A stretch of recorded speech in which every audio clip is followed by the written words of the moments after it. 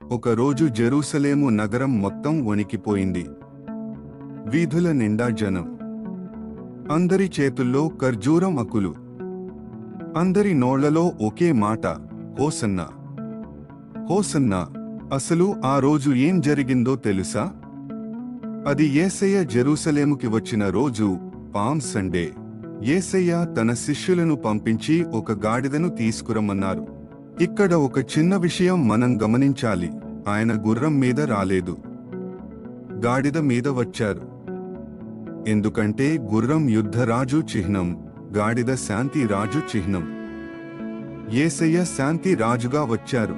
అంతేకాదు, 1000 సంవత్సరాల ముందే జకర్యా ప్రవక్త చెప్పాడు, నీ రాజు సాత్వికుడై గాడిద మీద వస్తున్నాడు.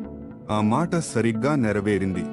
జనం తమ బట్టలు దారిలో పరిచారు, ఖర్జూరం ఆకులు నరికి పరిచారు. హోసన్న దావీదు కుమారునికి, ప్రభువు పేరట వచ్చువాడు ధన్యుడు. హోసన్న పరమందున. హోసన్న అంటే తెలుసా? దేవుడు రక్షించు అని అర్థం.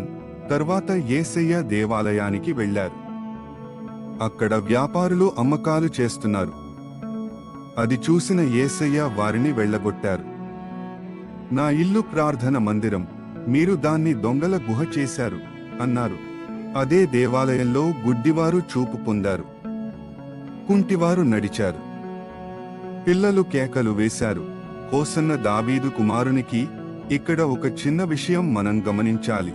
ఆయన అన్నీ తెలిసినా జెరూసలేముకి వచ్చారు, వెనక్కి వెళ్ళలేదు. ఎందుకంటే ఆయన మన కోసమే వచ్చారు.